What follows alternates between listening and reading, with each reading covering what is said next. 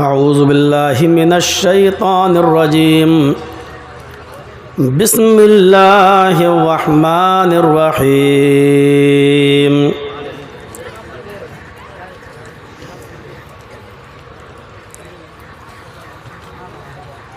قد جاءکم رسول من انفسہم عزیز علیہ ما عنتم حریص علیکم بالمؤمنین رؤوف الرحیم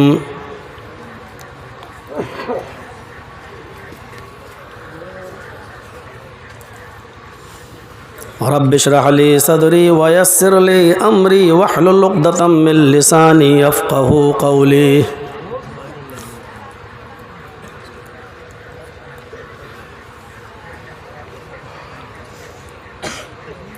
اسٹیج پر تشریف فرما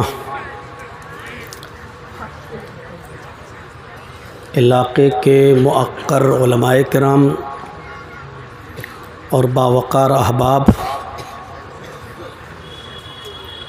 رانی گنج ضلع کٹیہار اور اس کے اطراف و اکناف سے تشریف لائے ہوئے معزز سامعین حضرات، سردی کی اس رات میں دور دراز سے آئی ہوئی پردہ نشین اسلامی خواتین، پیاری ماں اور بہنوں، قوم و ملت کے لائق ور نوجوانوں، مستقبل کے ہونہار عزیز بچوں،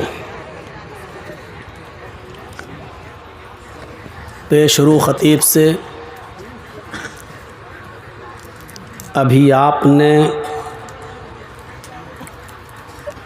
انتہائی ولولہ انگیز خطاب سماعت فرمایا۔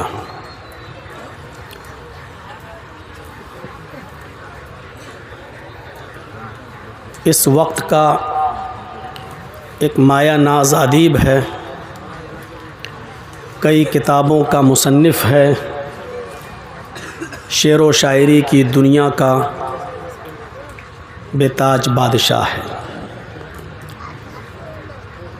اس میں کوئی شک نہیں کہ ان کے مضامین ہندوستان کے مشہور رسائل و جرائد میں آتے رہتے ہیں اور لوگ بڑے شوق سے پڑھتے ہیں۔ میں نے محترم کی نظمیں تو بہت سنی ہیں، لیکن یقیناً تقریر آج پہلی بار سنی ہے۔ میں جب کٹیہار سے ساتھ میں آ رہا تھا تو میں یہ سمجھ رہا تھا کہ محترم کو نظامت کے لیے بلایا گیا ہوگا، لیکن یہاں آنے کے بعد مجھے پتہ چلا کہ نظامت کے لیے نہیں، مہمان خصوصی میں ان کا نام ہے اور ایک مقرر کی حیثیت سے وہ یہاں تشریف لائے ہیں۔ اللہ رب العالمین ان کے علم میں اضافہ فرمائے، برکت عطا فرمائے، اور جو انہوں نے خطاب کیا ہے اور جو آج کل کے موقع اور مناسبت سے، اس لحاظ سے جو اشعار وہ پڑھتے ہیں اور جو کتابیں ان کی شعر و شاعری پر مبنی ہیں، اللہ رب العالمین ان چیزوں سے اور ان کتابوں سے اور ان کی شاعری سے ہم سب کو مستفیض ہونے کی توفیق عطا فرمائے اور وہ چیز ان کی نجات کا ذریعہ بنائے۔ یقیناً رات کا ایک بڑا حصہ گزر چکا ہے، لوگ اب تک کھڑے بھی ہیں، حالانکہ بیٹھنے کی جگہ ہے، پیچھے بیٹھ سکتے ہیں، لیکن شاید دور ہونے کی وجہ سے وہ نہیں بیٹھ رہے ہیں۔ بہرحال جس کو جیسے بھی موقع لگے اور سن رہا ہے وہ، اگر آپ شور نہ کریں اور ڈسٹرب نہ کریں تو جہاں جگہ مل رہی ہے وہاں سے آپ کھڑے ہو کر بیٹھ کر جیسے بھی سننا چاہیں سنیں۔ شرط یہ ہے کہ آپ دوران خطابت آپ شور نہ کریں۔ میں نے قرآن کریم کی جو آیت پڑھی ہے، میں چاہتا ہوں اسی کی روشنی میں کچھ باتیں آپ کے سامنے آ جائیں۔ اللہ تبارک و تعالیٰ نے یہاں نبی اکرم صلی اللہ علیہ وسلم کا، اپنے نبی کا ایک وصف بتایا ہے، اور وہ وصف بہت پیارا وصف ہے، صفت، وشیشتا، ایک خصوصیت بیان کی اللہ تعالیٰ نے. قد جاءکم رسول من انفسکم عزیز علیہ ما عنتم حریص علیکم بالمؤمنین رؤوف الرحیم. اس آیت کے اندر اللہ تبارک و تعالیٰ نے اپنے نبی کے بارے میں فرمایا کہ تمہارے پاس ایک ایسا رسول آیا ہے جو تمہارے ہی جنس سے ہے، من انفسکم، اس کی جنس تم سے الگ نہیں ہے، یعنی تم انسان ہو تو وہ بھی انسان ہے، تم کھاتے پیتے ہو تو وہ بھی کھاتا پیتا ہے، تم چلتے پھرتے ہو تو وہ بھی چلتا پھرتا ہے، تمہیں شادی بیاہ کی ضرورت پڑتی ہے اس کو بھی پڑی ہے، تمہارے بیوی بچے ہوتے ہیں اس کے بھی بیوی بچے تھے، تمہیں بیماری پکڑتی ہے وہ بھی بیمار ہوتے تھے، تمہیں دوا کی ضرورت پڑتی ہے ان کو بھی پڑتی تھی. الغرض انسانی ضروریات جو ہوتی ہیں جن کے آپ محتاج ہیں، آپ کو ضرورت ہے، ان کو بھی تھی. تو وہ جنسیت میں تمہاری طرح ہے. لقد جاءکم رسول من انفسکم عزیز علیہ ما عنتم، تمہارے اوپر کوئی پریشانی، کوئی مصیبت، کوئی تکلیف اگر آتی ہے تو وہ ان کے اوپر بہت شاق گزرتی ہے، وہ ان کو بہت دکھ پہنچاتی ہے، تکلیف تمہیں پہنچتی ہے، درد محمد الرسول اللہ کو ہوتا ہے. حریص علیکم بالمؤمنین رؤوف الرحیم، وہ تمہارے فائدے کے متمنی رہتے ہیں. حریص علیکم، ان کا دل اندر سے تمہاری تکلیف برداشت نہیں کرتا، وہ ہمیشہ تمہارا فائدہ سوچتے ہیں. بالمؤمنین رؤوف الرحیم، اور مومنوں کے ساتھ وہ بہت ہی زیادہ مہربان ہے.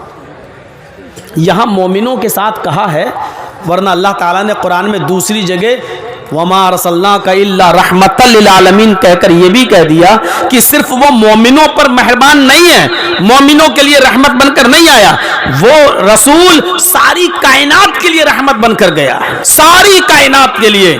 وہ انسانوں کے لیے بھی ہے، جانوروں کے لیے بھی ہے، حیوانوں کے لیے بھی ہے، جمادات و نباتات کے لیے بھی ہے، وہ پڑوسیوں کے لیے بھی ہے، یتیموں کے لیے بھی ہے، غریبوں کے لیے بھی ہے، والدین کے لیے بھی ہے، بیوی بچوں کے لیے بھی ہے، قیدیوں کے لیے بھی ہے، غیر مسلموں کے لیے بھی ہے. وہ ساری کائنات کے لیے رحمت بن کر آیا ہے. لیکن یہاں خصوصی طور پر کہا بالمؤمنین رؤوف الرحیم، وہ مومنوں کے ساتھ کچھ خاص رحمت رکھتا ہے. ظاہر ہے آپ میرے پڑوس میں رہتے ہیں اور آپ کا بچہ بیمار ہو جائے، آپ ہاسپٹل میں گئے، انہوں نے کہا کہ اس کو تو ایڈمٹ کرنا پڑے گا، ایڈمٹ کر دیا گیا. آپ کا بچہ ہے، پڑوس میں آپ رہتے ہیں، آپ نے ہاسپٹل میں ایڈمٹ کر دیا، تو جو ٹائم، جو وقت آپ اپنے بچے کو دیں گے وہ ہم نہیں دے پائیں گے. زیادہ سے زیادہ ہم آپ کے بچے کو دیکھنے کے لیے ہاسپٹل چلے جائیں گے. آپ کے بچے کو دوا اور علاج کے لیے پیسوں کی ضرورت ہے تو ہم آپ کا تھوڑا بہت تعاون بھی کر دیں گے، لیکن 24 گھنٹے ہم آپ کے بچے کی دیکھ ریکھ ہاسپٹل میں نہیں کر سکتے ہیں. جو وقت آپ اپنے بچے کو دے دیں گے وہ وقت ہم نہیں دے پائیں گے، جو وقت میں اپنے بچے کو دے دوں گا وہ آپ نہیں دے پائیں گے. تو ظاہر ہے رحمت تو اللہ کے رسول سب کے ساتھ کرتے ہیں. آپ کی رحمت عام ہے، آپ کافروں کے لیے بھی رحمت بن کر آئے، آپ مسلمانوں کے لیے بھی رحمت بن کر آئے، آپ جانوروں کے لیے بھی رحمت بن کر آئے، سب کے لیے رحمت بن کر آئے. لیکن اپنوں کے ساتھ آپ کا جو معاملہ ہوگا وہ کچھ مخصوص ہوگا، کچھ زیادہ ہوگا. یہ تو اصول ہے. آپ اپنی اولاد کے ساتھ جو رحم و کرم کا معاملہ کریں گے وہ آپ دوسرے کے ساتھ نہیں کر سکتے، اگرچہ ہمدردی آپ کی ان کے ساتھ بھی ہے. نبی اکرم نے مومنوں کے ساتھ جو مہربانیاں، جو لطف و کرم کیا ہے اس کو آپ گن نہیں پائیں گے. یہاں سے شروع کیجیے. آپ نبی اکرم صلی اللہ علیہ وسلم کو مسواک سے بڑی محبت تھی. مسواک جانتے ہیں نا جو لوگ کرتے ہیں مسواک. اتنی محبت تھی اللہ کے رسول صلی اللہ علیہ وسلم کو مسواک سے کہ حدیث کی کتابوں میں آتا ہے اللہ کے نبی صلی اللہ علیہ وسلم مسواک کو اپنے کان میں لگا کر رکھا کرتے تھے، کان میں. اور جیسے ہی کہیں اذان کی آواز آپ کے کانوں میں پڑتی تھی، نماز کا وقت ہوتا تھا، آپ کان سے مسواک نکالتے تھے، رگڑتے تھے، وضو بناتے تھے اور نماز پڑھنا شروع کر دیتے تھے. سوچئے اتنی محبوب چیز تھی مسواک. آپ کو مسواک کی اہمیت کا اندازہ اس بات سے لگے گا، صحیح بخاری شریف کی روایت ہے کہ اللہ کے نبی صلی اللہ علیہ وسلم جب مرض الموت میں مبتلا ہوئے اور آپ اللہ کے پاس جانے والے ہیں، رخصت ہونے والے ہیں، بستر سے اٹھ نہیں پاتے، حضرت عائشہ صدیقہ فرماتی ہیں کہ اللہ کے نبی صلی اللہ علیہ وسلم میرے گود میں میری ران پر سر رکھ کر لیٹے ہوئے تھے. اتنے میں میرے بھائی عبد الرحمن تشریف لے آئے. حضرت عائشہ فرماتی ہیں کہ میرے بھائی عبد الرحمن تشریف لائے. میرے شوہر کو اللہ کے رسول کو دیکھنے کے لیے وہ گھر میں آئے اور اس وقت وہ مسواک کر رہے تھے. ان کے پاس مسواک تھی، وہ دانتوں پر رگڑتے ہوئے مسواک کرتے ہوئے گھر کے اندر گھس گئے. حضرت عائشہ فرماتی ہیں کہ میں نے اللہ کے نبی کو دیکھا جو میری ران پر میرے گود میں سر رکھے ہوئے تھے. میں نے دیکھا کہ آپ کی نظر مسواک کے اوپر جم گئی اور اشارہ کرنے لگے، عائشہ یہ مسواک مجھے چاہیے. اب دیکھیے اٹھنا بیٹھنا آپ نے پھر شروع کر دیا. حضرت عائشہ کہتی ہے کہ اشارہ کیا اللہ کے نبی نے، صحیح بخاری کی روایت کہ اشارہ کیا. میں نے پوچھا اے اللہ کے نبی کیا آپ مسواک کرنا چاہتے ہیں؟ اشارہ کیا، سر ہلایا ہاں. حضرت عائشہ فرماتی ہے کہ میں نے اپنے بھائی سے وہ مسواک لے لی اور میں نے اللہ کے نبی کو وہ مسواک دے دی. لیجئے نبی اکرم صلی اللہ علیہ وسلم اس مسواک کو اپنے دانتوں پر رگڑنا شروع کر دیے. اور مسواک ایسے ایسے کی جاتی ہے، اوپر نیچے. بہت سے لوگ ایسے ایسے کرتے ہیں نا. سنت کیا ہے؟ اللہ کے رسول کیسے مسواک کرتے؟ کوئی چیز چھوٹی نہیں ہے. نبی اکرم کی زندگی کا کوئی گوشہ، کوئی کونا باقی نہیں ہے. آپ مسواک جو کرتے تھے بس یہ مسواک کرنے کا طریقہ، اوپر نیچے آپ مسواک کر رہے تھے، اللہ کے نبی مسواک کرنا شروع کر دیے. آپ اندازہ لگائیے کتنی اہمیت ہے مسواک کی. آخری وقت ہے آپ کا اور آپ مسواک کر رہے ہیں. حضرت عائشہ فرماتی ہے کہ اچانک مسواک نبی اکرم کے ہاتھ سے گر گئی، کرتے کرتے چھوٹ گئی. اور پانی کا برتن، پانی کا پیالہ ہمارے قریب رکھا تھا. آپ پانی کے برتن میں، پانی کے پیالے میں ہاتھ ڈالنے لگے، ایسے پانی کے پیالے میں ہاتھ تر کرتے، اپنے جسم پر ملتے، ایسے ملتے جا رہے ہیں، چھینٹا مارتے جا رہے ہیں. پانی کو برتن میں ہاتھ ڈالا اور اپنے بدن پہ مل رہے ہیں، اپنے بدن پر اس پانی کو چپڑ رہے ہیں، مل رہے ہیں اور زبان سے یہ جملے نکل رہے ہیں، ان للموت سکرات، ان للموت سکرات، ان للموت سکرات. موت کے لیے بڑی بے چینیاں ہیں، موت کے لیے بڑی پریشانیاں ہیں، موت کے لیے بڑی دشواریاں ہیں. موت آسانی سے نہیں آتی، موت کے لیے بڑی دشواریاں ہیں. تکلیف ہو رہی ہے. روح کوئی آسانی سے نہیں نکلتی ہے. ہمیں اور آپ کو بھی اس دنیا سے رخصت ہونا ہے. سوچ لیجئے, آپ پانی کے برتن میں ہاتھ ڈالتے, نکالتے, اپنے جسم پر ملتے اور کہتے اِنَّ لِلْمَوْتِ سَكَرَاتٍ, موت کے لیے بڑی پریشانیاں ہیں, موت کے لیے بڑی بے چینیاں ہیں, موت کے لیے بڑی دشواری ہے. حدیث لمبی ہے, آگے کے واقعات کی طرف میں نہیں جانا چاہتا, صرف اتنا بتانا چاہتا ہوں کہ یہ مسواک اللہ کے نبی کو اتنی پسند تھی کہ آپ ہر نماز سے پہلے مسواک کیا کرتے تھے. ہر نماز سے پہلے آپ مسواک ضرور کیا کرتے تھے.